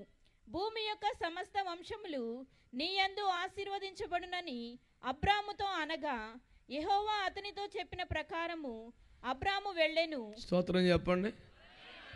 అది ఎన్నోసార్లు మాట్లాడటం ఎవడు అబ్రాముతో? అదే ఫస్ట్. చిన్నప్పటి నుంచి ఎరిగిన స్వరం కాదది. చిన్నప్పుడు దేవుడు మాట్లాడుతూ మాట్లాడుతూ బలపరుస్తూ ఈ దశ వరకు నడిపించిన అనుభవం కాదది. ఈ దేవుడు ఎవరో ఆయనకి అంతకుముందు తెలియదు. కొన్ని బొమ్మలు తయారు చేసుకొని దేవుడు బొమ్మలు నెత్తి మీదను పెట్టి అమ్ముకొని జీవనోపాధిగా బతికిన వ్యక్తి ఆయన. ఈ క్రమంలో చిన్నప్పుడు అమ్మ చచ్చిపోయింది, దారిలో నాన్న చచ్చిపోయాడు. ఎట్ట బతకాలి అర్థం కాకపోతే నాన్న శవాన్ని పెట్టుకొని ఎండిన భూమిలో, ఏమీ లేని స్థలములో, హారానలో, శూన్యంలోకి దిక్కులు చూస్తూ ఉంటే నింగిని చీల్చుకొని ఒక స్వరం దూసుకొచ్చింది. ఆ స్వరమే నేను ప్రకటిస్తున్న ప్రభువైన యేసుక్రీస్తు వారు. హల్లెలూయా, హల్లెలూయా. వాక్యమును యాకోబుకు నానా అసలు మనలో లేడుగా తెలియజేసిన వాడని. మీరు ఎప్పుడన్నా చదివితే ఏ వాక్యం బయలుపరచబడింది యాకోబుకి? ఏ వాక్యం చెప్పాడు యాకోబుకి? ఏ మర్మం చెప్పాడు? ఒక ప్రసంగమా? ఈ యాకోబు ఇంట్లోంచి పారిపోతున్న వేళ, అన్న తరుముతున్న వేళ, మరణం తరుముతున్న వేళ, ఇక బ్రతుకుతున్న నాశ లేని నిశీతి వేళ, ఏమైపోద్దో అర్థం కాని వేళ, చిన్న ప్రార్థన చేసుకున్న భయంకర వేళ, నింగిని చీల్చుకుని అతని తల వద్దకి దిగి వచ్చిన ఒక నిత్య నా ప్రభువైన యేసుక్రీస్తు వారని యోహాను 1 చివరిలో చెప్పాడు. ఇది మొదలుకొని మనుష్య కుమారునికి పైగా దేవదూతలు ఎక్కుంటూ దిగును చూస్తావు, నేనే ఆనిచ్చనని స్వయం యేసు ప్రభు చెప్పాడు. యాకోబు కనపడింది నిచ్చెన. ఆ నిచ్చెన ప్రభువైన యేసుక్రీస్తు వారు. భక్తుడు పాడుతున్నాడు, యేసుక్రీస్తుని ఆ రోజుల్లోనే యాకోబుకి దేవుడు బయలుపరిచాడని చెప్పాడు. స్తోత్రం చెప్పరా గట్టిగా, చెప్పరా గట్టిగా. ఇంకంత మాత్రమే కాదు, అందులో మజా కలిగించే మాట ఏమిటంటే, ఏ జనముకి లాగునా చేసి ఉండలేదని. అంత తేటగా, స్పష్టంగా, అంతా బాగా అర్థమయ్యేలాగా ఒక్కొక్క మెట్టు ఎక్కి మహిమలోకి వెళ్ళిపోయే అంతగా దేవుడు తనను తాను అంతకు ముందు ఎవరికి ప్రత్యక్షపరచుకోలేదంట. దేవునికి స్తోత్రం కలుగునగా. అందరు చెప్పారా? దేవునికి మహిమ కలుగునగాక. అబ్రాహాము గారు విన్నది దేవుని స్వరం, దేవుని రూపం కాదు. దేవుని కలుసుకోవాలా, దేవుని రూపం చూడాలా, దేవుని మాట విన్నాడు. ఎక్కడో వినీలాకాశములు ఒక మహాతేజోమయమైనటువంటి దేదీప్యమైన కాంతులు కనబడుతున్నాయి. అందులోంచి ఒక స్వరం వినబడుతుంది, అబ్రామా, కనిపించిన రూపము కాదు, మాట్లాడుతున్న దేవుని మాటను, స్వరాన్ని విని నమ్మడం అబ్రహాము యొక్క విశ్వాస జీవితం. ఆమేన్. ఆ మాట ఏం మాట్లాడింది? దిగులు పడకు నాన్న, బాధపడకు నాన్న, ఇదిగో ఆదరణ వాక్కులు, ఇదిగో కృపాకిరణాలు, ఇదిగో అనుభవించు నాన్న, ఏమీ లేవు. నీవు లేచి నేను చూపించు దేశమునకు విడిచి అందరిని వచ్చి వెళ్ళిపోతే నిన్ను గొప్పగా జనము చేస్తాను. ఇంకా విడితాకేముంది బాబా, అమ్మ వెళ్ళిపోయింది, నాన్న వెళ్ళిపోయి ఒకడు నా పేనానికి. నీవు లేచి నీ స్వజనమును బంధువులందరిని విడిచి నేను చూపించగలవు. ఒక్క మాట అండి. వెంటనే అబ్రహాము ఆయన చెప్పినట్లు చేశాను. అబ్రహాము దేవుడు అంటే ఏంటి తెలుసా? కనిపించిన రూపాన్నో కలిగిన మేలునో బట్టో కాకుండా వినపడుతున్న దేవుని వాక్యాన్ని నమ్మి, సువార్తను నమ్మి, దేవుడు చెప్పిన మార్గములోనికి వస్తే దాని పేరు అబ్రహాము విధానం. స్తోత్రం చెప్పండి ఒకసారి. ఆయన అబ్రహాము దేవుడు అంటే అర్థం ఏంటంటే అద్భుతాలను కాకుండా, మేలులను కాకుండా, కనపడిన రూపాన్ని కాకుండా, మరోటి కాకుండా మాట్లాడుతున్న దేవుని వాక్యమును నమ్మి, నీకు వినబడుతున్న దేవుని వాక్యాన్ని నమ్మి, వినిపిస్తున్న సువార్తను నమ్మి నువ్వు రాగలిగితే దేవునికి స్తోత్రం చెప్పండి గట్టిగా. అది అబ్రహాము అనుభవం, విశ్వాసం అంటే అది. దేవుని బిడ్డలారా, నువ్వేమి నమ్ముతున్నావు? వినబడుతున్న వాక్యాలను నమ్ముతున్నావా?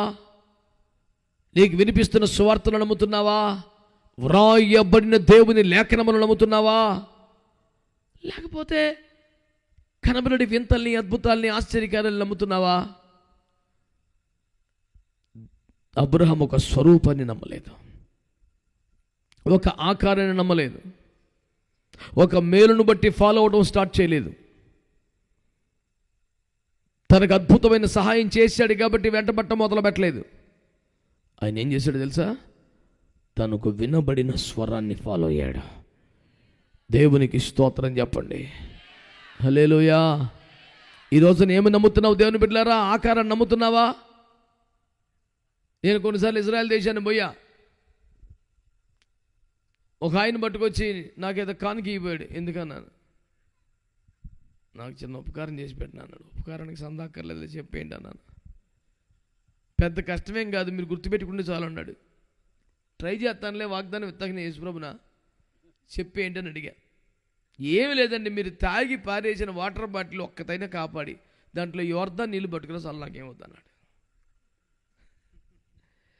యోర్దాన్లో నీళ్ళు పట్టుకురమ్మన్నాడు. ఎందుకు అంటే, పుణ్యజలం కాదు, పనికి మళ్ళీ జలమేం కాదు. ఎవడు చెప్పాడు రా పుణ్యజలం అని? యోర్దానికి జలం తెమ్మంటాడు ఒకడో, ఇంకెక్కడో సమాధి కాడి మట్టి తెమ్మంటాడు ఒకడో. ఏం పట్టుకుంటారా మీకు? యేసుప్రభు మట్టి తెమ్మని చెప్పాడా? బైబిల్ అట్టగుందా? నా శరీరం తినో, నా రక్తం త్రాగో, ఇది నిత్య జీవం అని చెప్పాడు యేసుప్రభు. ఆయా సమాధుల కాడికి వెళ్ళి మట్టి అని తెచ్చుకొని తినేసి, దేవుని స్తోత్రం, కడుపులో నాకు ఎందుకో గట్టిగా ఉంటుందండి, బల్ల కట్టేసింది. కట్టదేంట్రా? చెరువు మట్టి ఎంత తినేస్తావు నువ్వు? ఇలాంటి నాలంటోడు తవ్వుకొచ్చి ఎత్తంటే తీసుకొచ్చి మళ్ళీ గొయ్యి పడిపోతే 4 తాటలు తోలుకొచ్చాడు మొన్నే. అది ఏం రకం మట్టిరా నువ్వు? తలుచుకుంటే నేను పేనం మీదకి అయిపోతున్నాను.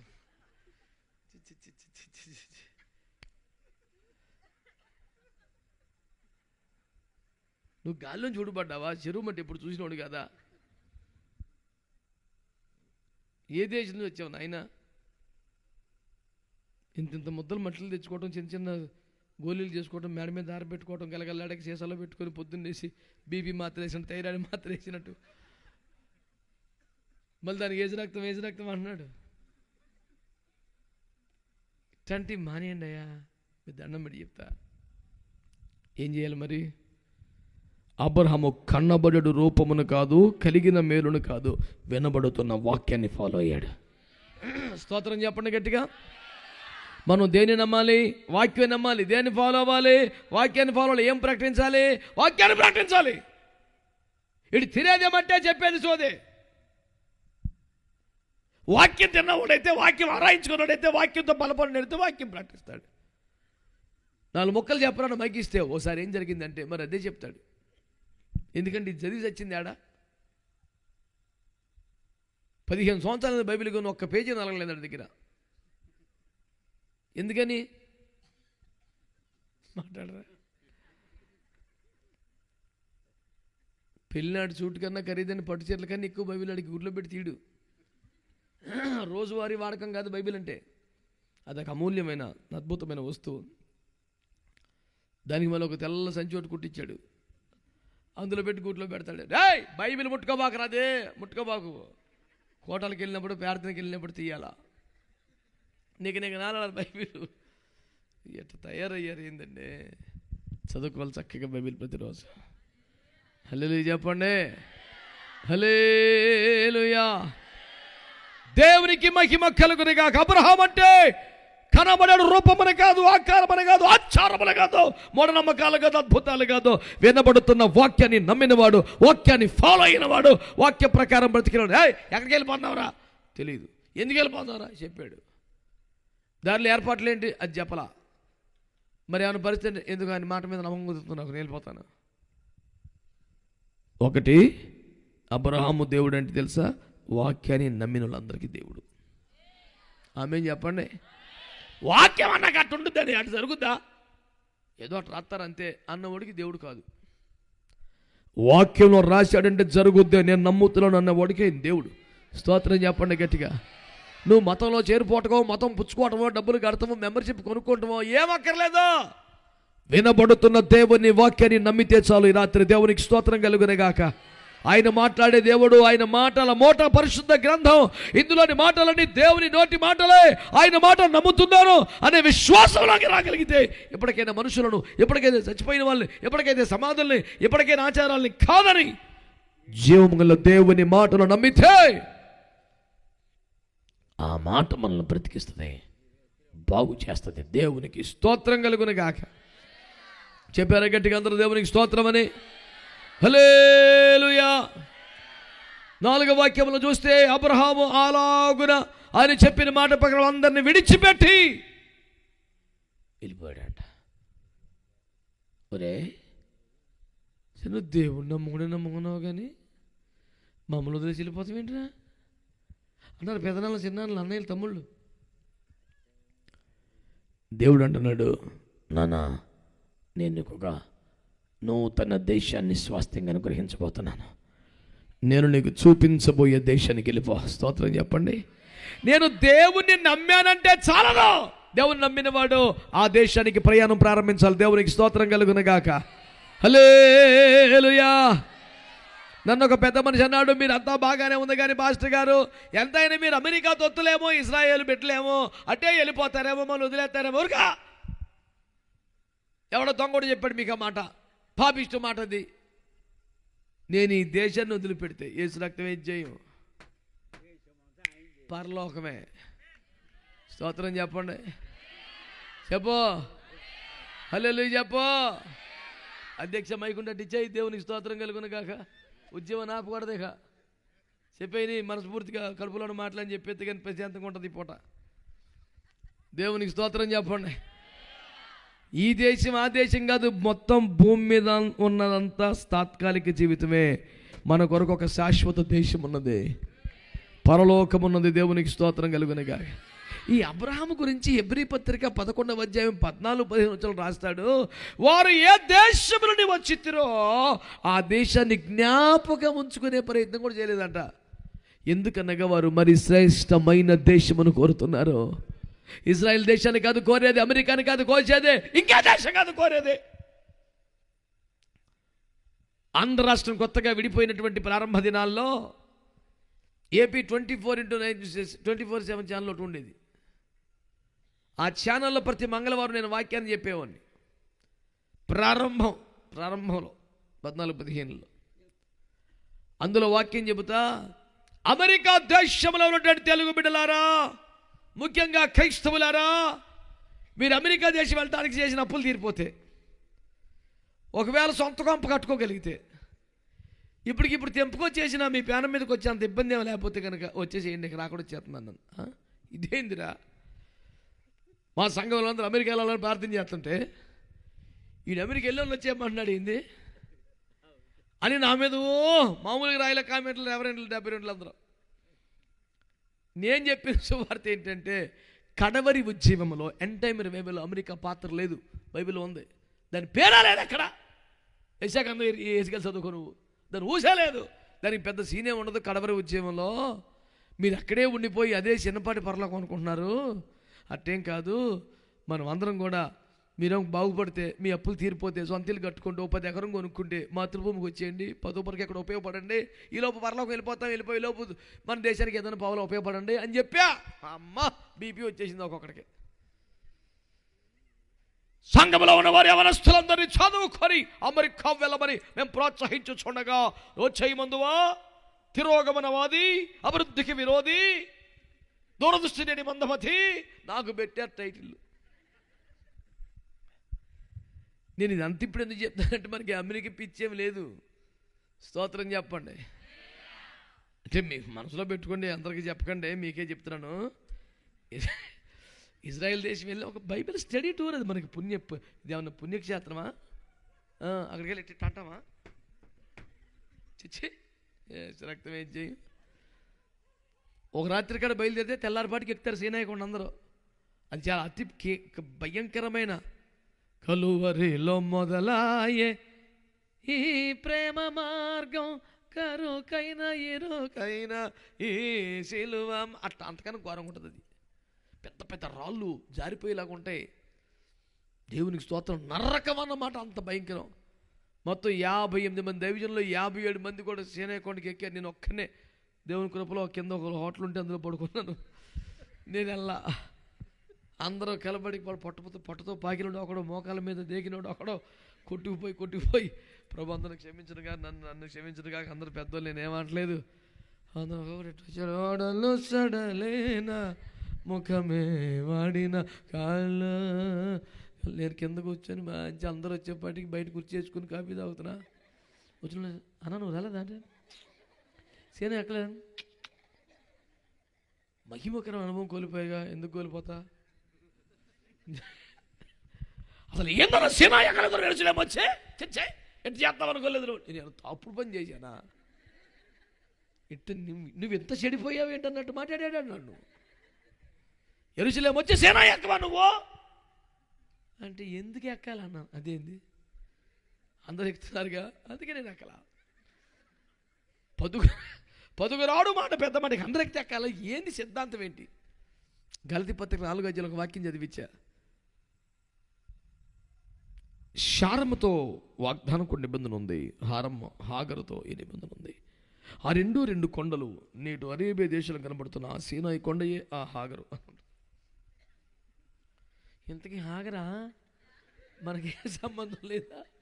మరి ఎందుకు ఎక్కావు? మరి అమ్మా నువ్వు రాత్రి చెప్పొచ్చుకేమో నన్ను అడిగావు. అసలు నన్ను అడిగావు నువ్వు. పోనీ ఎరా నువ్వు ఎందుకు వస్తలేదంటే పెద్దోడివి, నీకన్నా చిన్నోని కనుక అట్టు కాదని ఎత్తని చెప్తాను కానీ నువ్వు అడిగావు. అసలు చెప్పావు. సూట్ కేసులు అట్టు బారేసి నన్ను కాపలా పెట్టి పరిగెత్తావు కొండకి. సరే నేను అట్టగా ఎక్కుతలేదు కానీ మీ మూటలన్నీ కాపలాగా అసలు తెల్లవారు నేను చచ్చా.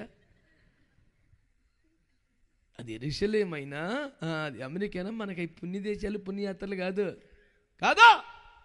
కానే కాదు, మన దేశం ఒక్కటే. పరలోకము నా దేశము, పరదేశి నేనిలా. అమెరికా ఉంటే చిన్నపాటి సరుకు ఒక యెరూషలేము వెళ్తే చాలా అసలు ఎక్కడ తెచ్చిపోవాలనిపిస్తున్నాను ఒకడు అంటాడు.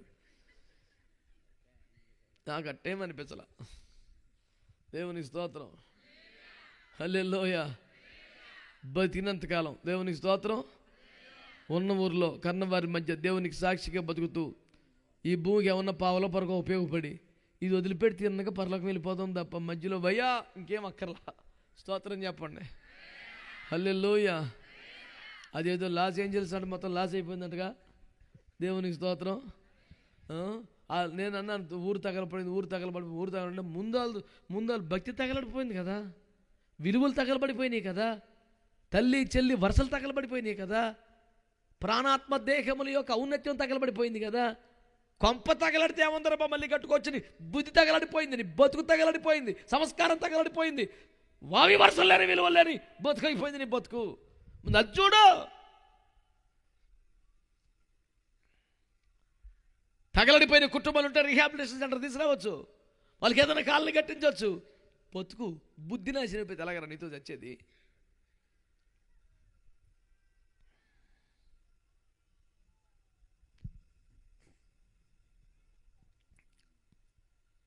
ఒకరికేమో కంప్యూటరే ప్రపంచం, ఒకరికేమో డబ్బే ప్రపంచం, ఒకరికేమో సుఖమే ప్రపంచం.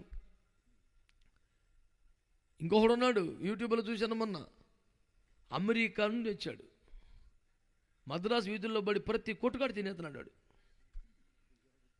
విజయవాడ వచ్చాడా? అమ్మమ్మమ్మమ్మ ఆవిడ ప్రతికాడే ఇదే చాలా స్పెషల్, ఇది sambar, idli is nothing but A pan cake, you know, rice cake. ఏరా నీ బాధ ఏట్రా? కుడి చేయి గడం చాలా తెలియకుండా నీ చేత తినేస్తున్నాడు. చండాలం. ఆడిప్పటికి 40 దేశాలు తిరిగాడంట, ఇంకా కొన్ని దేశాలు తిరుగుతాడంట. నీ జీవిత పరమావధి ఏంట్రా? అన్ని దేశాలు తిరగాలి, అన్ని తినాల. ఆడి లక్ష్యం సూపర్ అసలు.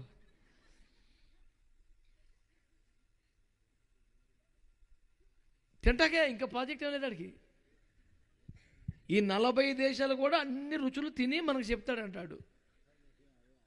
పనికి మాలిన పని. నీ దర్శనం ఏంటి?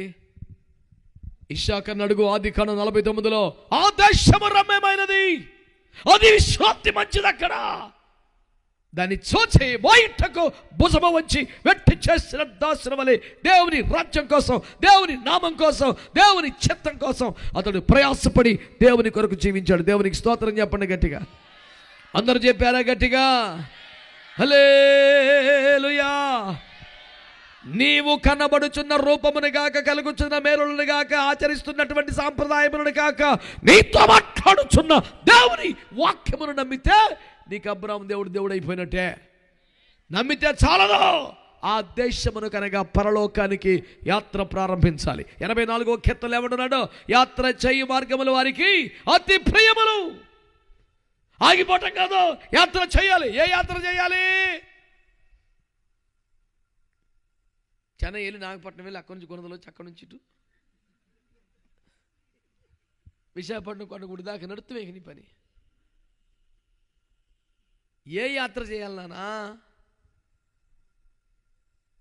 మనకు కొంతమంది ఉన్నారు, భూమి మీద ఎన్ని చర్చలు ఉంటే అన్ని కవర్ చేస్తారు వాళ్ళు.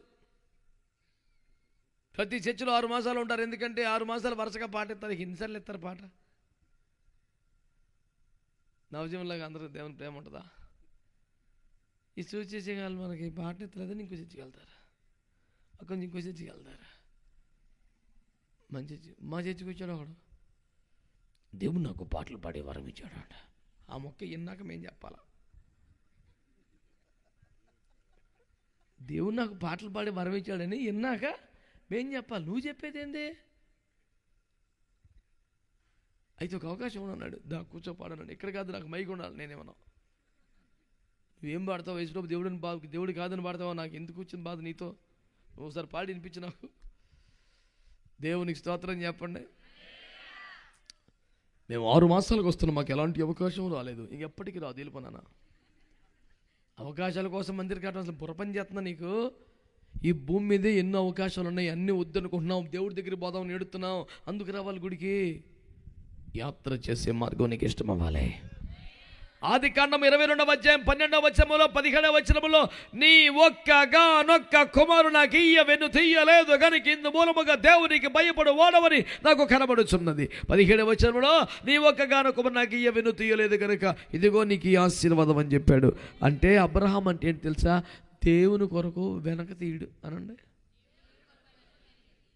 చావైన బ్రతుకైన నీ కొరకే. అలాంటి మంచి మంచి తెలిసి పనికి మేలు కేకలేసి పరుగు పోగొట్టుకున్నాడు. కమని పాటలు ఉన్నాయి, ఎందుకు పాడు చేసుకున్నాడు చేతిలో?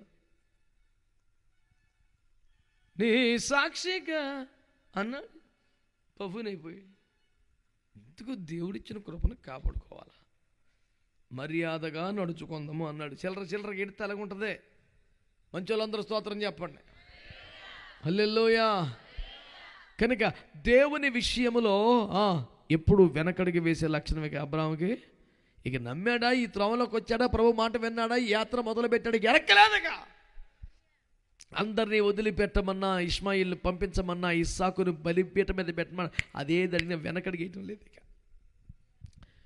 నేను ఒకసారి ధ్యానిస్తున్నప్పుడు నాకు విపరీతమైన దుఃఖం కలిగింది. ఇష్మాయేల్ను వదిలేయటానికే అంత కష్టమైతే ఇస్సాకును బలిపీఠం పెట్టడం ఎంత కష్టం.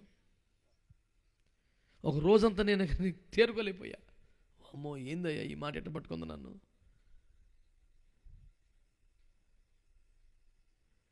When you became so emotional to send off Ishmael, you cannot sacrifice Isaac.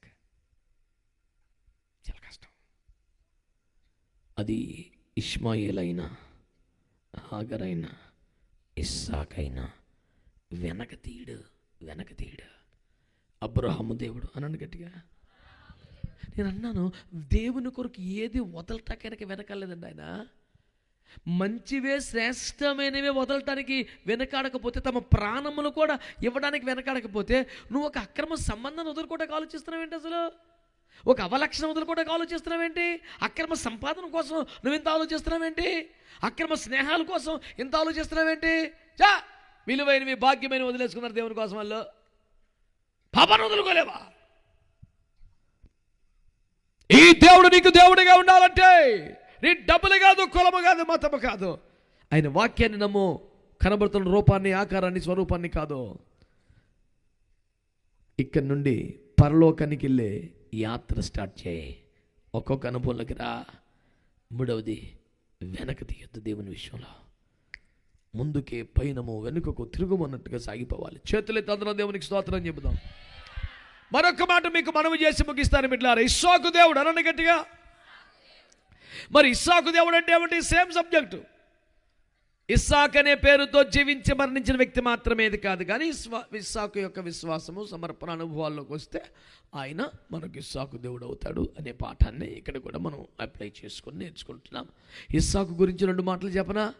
ఏమండి, ఆదికాండము 22వ అధ్యాయం 7 నుంచి 9 వచనాలు చదివితే, ఆదికాండం 22 7 నుంచి 9 దేవుని కృపను బట్టి ఏనాడు నా బిడ్డ బైబిల్ మూసేసింది. మళ్ళీ తప్పలేదు తెరవటం.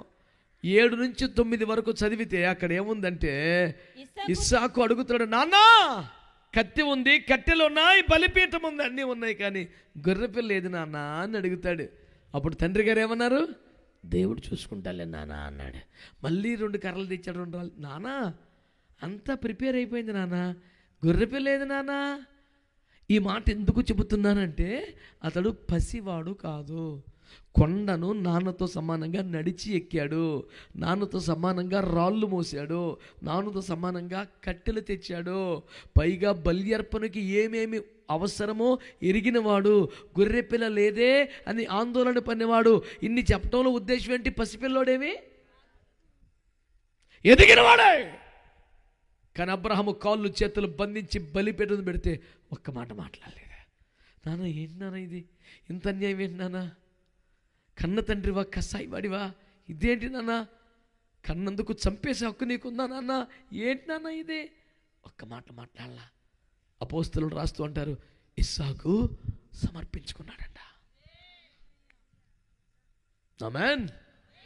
దేవుని వాక్య ప్రకారం జ్ఞాపకం చేసుకుంటున్నాను. ఇస్సాకు అంటే ఏంటి తెలుసా? సజీవ యాగంగా తను సమర్పించుకునేవాడు. దేవునికి స్తోత్రం చెప్పండి. నేను చాలా సంవత్సరాల క్రితం నా మ్యాగజైన్లో ఆర్టికల్ రాస్తూ ఇస్సాకు గురించి రాస్తూ ఏం రాస్తాను తెలుసా? తన బలిపీఠమునకు తానే రాళ్ళు మోసినటువంటి, తన బలిపీఠంపై తనే కట్టెలు పేర్చుకున్న ఏకైక వ్యక్తి ఇస్సాకు అని రాశాను. దేవునికి స్తోత్రం కలుగునగా. మామూలు వ్యవహారం కాదు అది బిడ్డలారా. ఇస్సాకు అంటేనే సజీవ యాగముగా దేవునికి ఏదో అట్టిపండిచ్చి, కోడిగుడ్డిచ్చి, ఆనపగా ఇచ్చి, నా సమస్తము దేవుని దాని వచ్చి తెచ్చింది ఏంట్రా పెరట్పళ్ళు.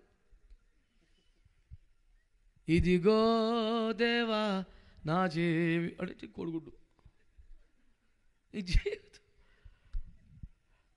తనువు నాది దిగో గై కొనమేయ 10 దానికి తనువు నాది దిగో గై కొనుము యెహోవా దేవా సమర్పణ చేయుము. అను ఫ్యాన్ ఊపిసేస్తలేదు నీకు.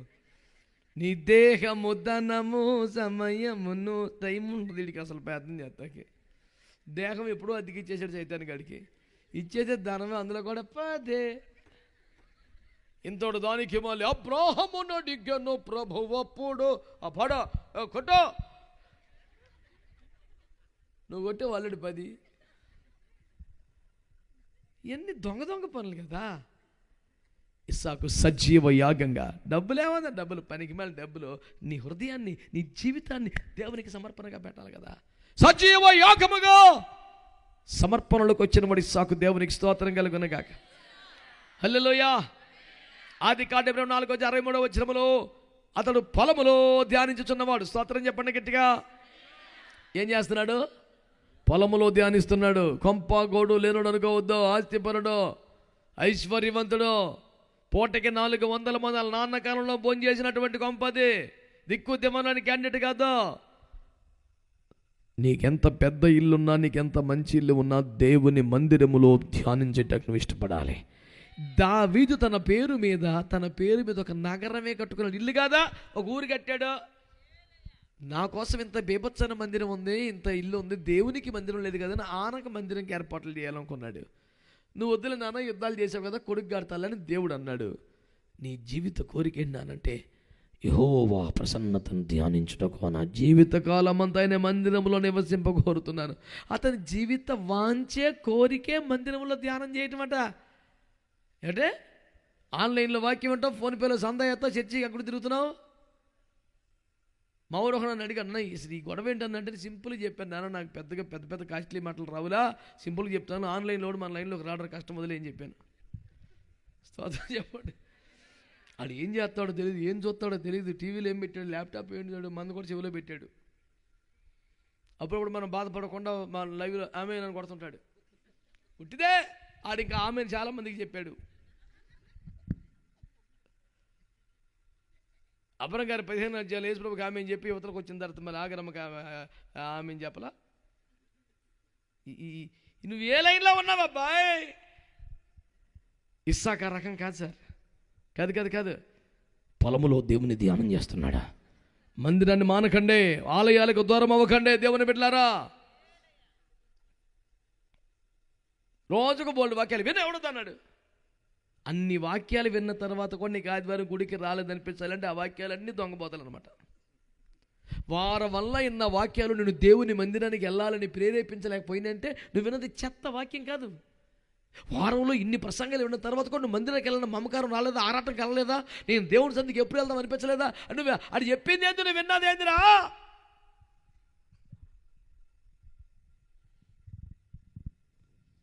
నిన్ను దేవుని సన్నిధికి నడిపించకపోతే ఏ వాక్యం అది, ఏం భక్తి నువ్వు చేసేది అది?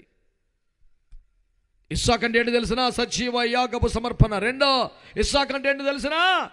దేవుని మందిరములో ధ్యానించే లక్షణం ఉన్నవాడు. ఆ తర్వాత ఎలియాజరు 67వ వచనంలో చివరి వచనంలో తనకు రిబ్కాను తీసుకొస్తే, ఎవరేమే నాకు నచ్చలేదు, వీళ్ళ కుటుంబం ఏమిటి, ఆస్తి అంతా, డబ్బులు ఏంటి, నాకేం ఒక్క ప్రశ్న లేదు, నీ కొరకు మీ నాన్నగారి సూచన ప్రకారం భార్యను తీసుకొచ్చాను. సరే అయ్యా అని తీసుకెళ్ళాడు. నన్ను ఒక మాట అడగవా, నాకు ఫోటో చూపించవా, నా అభిప్రాయం తెలుసుకోవా, పోనీ ఆస్తి ఉందా, ఏమైనా మనకు కలిసి వచ్చిందా, ఒక్క ప్రశ్న లేదండి. నాన్నగారు చెప్పారు బాబు, సరే అంతేనా? నాన్నగారు ప్రభు సన్నిధికి వెళ్ళిపోయిన తర్వాత నాన్నగారి కాలములో 26లో మాట్లాడుతున్నాను, 18వ వచనంలో త్రవ్వించిన బావులను ఫిలిస్తీన్లు పూడ్చివేస్తే మరలా తవ్వించి అబ్రహాము కాలములో త్రవ్వించిన బావులను ఫిలిస్తీన్లు పూడ్చివేయగా ఇస్సాకు తవ్వించిన బావులు అని రాసుకోవాలి. అక్కడ అబ్రహాము ఏ పేర్లు పెట్టానో అయ్యే పేర్లు పెట్టాడంట. తనకు పేరు అనే ప్రయత్నం లేదు. తండ్రి చిత్తం, ఇందాక పెళ్లి దగ్గర, ఎక్కడేమో బావి దగ్గర తండ్రి నామం, స్తోత్రం చెప్పరే. మరి నాకు అక్కర్లేదు, తండ్రి చిత్తం చేద్దాం, తండ్రి నామం కోసం బతుకుదాం, స్తోత్రం చెప్పరే. అది ఇస్సాకు అంటే స్తోత్రం చెప్పండి. మరి యాకోబు దేవుడు అంటే ఏంటి దేవుని బిడ్డలారా? చూడండి, కడుపులో ఉండంగానే ఏం చేస్తున్నాడంట? పెనుగులాడుతున్నాడు. దేనికోసం? జ్యేష్ఠత్వం కోసం. ఇంత కూర అడిగాడు. అన్నయ్యనేమడిగాడు? అయితే జ్యేష్ఠత్వం ఇచ్చేస్తావా? దేవుని దృష్టిలో ఏది విలువైనదో, ఏది శ్రేష్టమైనదో, ఏది ప్రత్యేకమైనదో, గర్భములో పిండముగా ఉన్నప్పటి నుంచి అతడు పెద్ద వయసు అయ్యే వరకు దాని మీదే మనసు ఉంది. నేను చేస్తున్న అయిపోవాలా. ఆ జ్యేష్ఠత్వాన్ని వద్దన్నందుకు ఏశావు మీద దేవుడు అంత కోప్పడితే, జ్యేష్ఠత్వాన్ని కోరుకున్నందుకు యాకోబును ప్రేమించడా? మరి మీకు అర్థమవుతుందా? యాకోబు అంటే ఎవరో? దేవుని దృష్టిలో ఏది శ్రేష్టమైందో దాన్ని కోరుకున్న వ్యక్తి. దేవునికి స్తోత్రం చెప్పండి. హల్లెలూయా. ఆదికాండం 32:26-28 ప్రకారం అతడు ప్రార్థన చేసి కన్నీళ్లతో మోకాళ్ళ మీద ఆశీర్వదింపబడిన వ్యక్తి. అతను లాభాను వద్ద ఆశ్రయించబడిన వ్యక్తి కాదు, పద్దన రామాన్ని బట్టి కాదు, నిద్రలేని రాత్రులు గడిపి కష్టపడి ఉద్యోగం చేసినందుకు కాదు, ప్రార్థన చేసి ఆశ్రయించబడిన వ్యక్తి. స్తోత్రం చెప్పండి. అంతేకాదు బిడ్డలారా, మూడో మాట, చివరి మాట, యాకోబు సంఖ్యాకాండం 23:21 వెళ్తే, మెట్టల శిఖరముల మీద నుండి యాకోబును చూచుచున్నాను, యాకోబులో ఏ దోషము లేదు, యాకోబులో ఏ వంకరతనము లేదు. గట్టిగా స్తోత్రం చెప్పండి. నిజానికి కాలు వంకర చెయ్యి వంకర మనిషి కాదు, నిటారుగా నిలబడి అద్భుతంగా అందగాడిగా నడిచినవాడే. కానీ ఎబ్బోకు రేపు వెళ్ళాక ఆ వంకరతనం అంతా చేసి రక్తం వేజ్జేయం ఒక తనుదంటే తొడవుడు వసిలిపోతే అప్పటి నుంచి కుంటుకుంటూ నడిచాడంట.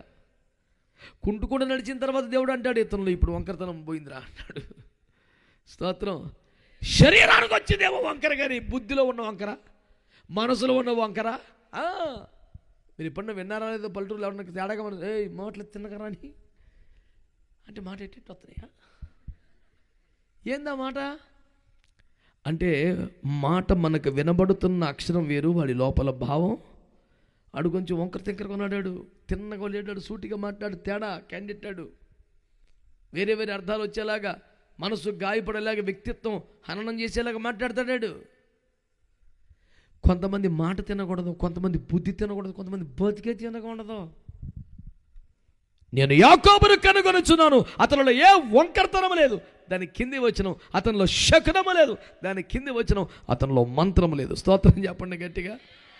మారాడంటే, మోకాలను పడ్డాడంటే, పశ్చాత్తాపడ్డాడంటే, ఇజ్రాయేలీగా మారాడంటే, భక్తిలో కుదురుకున్నాడానికి అంతే. ఇక వంకరతనం లేదు, ఇక మంత్రం లేదు, ఇక శకునం లేదు. ఉంటే తింటాం, లేదా పోతాం అంతే. మళ్ళీ ఇక తిప్పలు వచ్చిందని అటు తిరిగే పని లేదు. ఇక యాకోబు అంటే ఏమిటి? దేవుని దృష్టిలో ఏది విలువైందో జ్యేష్ఠత్వాన్ని కోరుకున్నవాడు. యాకోబు అంటే ఏమిటి? ప్రార్థించి ఆశీర్వదింపబడినవాడు. యాకోబు అంటే ఏమిటి? ఒక్కసారి ఆశీర్వదించబడ్డా, మారాడా, ఇక వంకరతనం లేదు, ఇక శకునం లేదు, ఇక మంత్రం లేదు. ఈ రోజున వింటున్న ప్రజలారా, ఆయన అబ్రహాము, ఇస్సాకు, యాకోబులకు దేవుడు. ఆయన ఎవరికి దేవుడిగా ఉంటాడో ఆ జనులు ధన్యులు. ఆ దేవుడే నీ దేవుడు అవ్వాలంటే నువ్వు మతంలో కలిసిపోవటమో, కులం మార్చుకోవటమో, డబ్బులు ఇవ్వటం, ఈ వ్యర్థమైన కార్యక్రమాలు ఏమి లేవు. కానీ అబ్రహాములాగా అద్భుతాలని, కనబడుతున్న రూపాలని, మేలుల్ని కాదు, నీతో మాట్లాడుచున్న దేవుని వాక్యాన్ని నమ్మాలి. నమ్మినది మొదలుకొని ఆ పరలోకానికి ప్రయాణం ప్రారంభించాలి. ఈ ప్రయాణములో ఇక వెనక తీయకుండా ముందుకు సాగాలి. ఇస్సాకంటే సజీవ యాగపు సమర్పణ కలిగిన వాడు. ఇస్సాకంటే దేవుని బిడ్డలారా పొలములో, మందిరములో ధ్యానం చేసేవాడు. ఇస్సాకంటే దేవుని బిడ్డలారా తండ్రి చిత్తము కొరకు, తండ్రి నామం కోసం ప్రయాసపడేవాడు. యాకోబు అనగా దేవుని బిడ్డలారా దేవుని దృష్టిలో ఏది విలువైందో దాన్నే తను ప్రేమించాడు. ప్రార్థించి దీవించబడ్డాడు. ఒక్కసారి దీవించబడ్డాక మళ్ళీ ఇంకా వంకరతనం కానీ, శకునం కానీ, మంత్రం కానీ లేకుండా దేవుని కొరకు సాక్షిగా బ్రతికాడు. ఈ అనుభవాలకు నువ్వు వస్తే ఆయనకి దేవుడిగా ఉంటాడా? ఆయనకి దేవుడిగా ఉంటే నువ్వు ధన్యుడివి అవుతావు. ఆయనకి దేవుడిగా ఉంటే ఒకరోజు ఉండడం, సదాకాలము మరణం వరకు నడిపిస్తాడు. ఈ సభలో ఉన్నవారు మాత్రమే కాదు, గ్రామంలో ఉన్నవారు, విన్న వాళ్ళందరూ కూడా ఈ ధన్యతను పొందాలని ఆనాడు ఒక వ్యక్తిని ఒక దేశముగా మార్చిన దేవుడు, ఇస్సాకును నూరంతల పంటతో దీవించిన దేవుడు, యాకోబుని అత్యధికముగా అభివృద్ధి చేసిన దేవుడు నీకు దేవుడై నీ జీవితాన్ని కూడా అంతగా ఆశీర్వదించాలని, ఇహపర దీవెనలతో నింపాలని కోరుతూ నా మాటలు ముగిస్తున్నాను. అంగీకరించండి, ఆశీర్వదించబడండి. దేవుడు మిమ్మల్ని అందరినీ రక్షించునుగాక.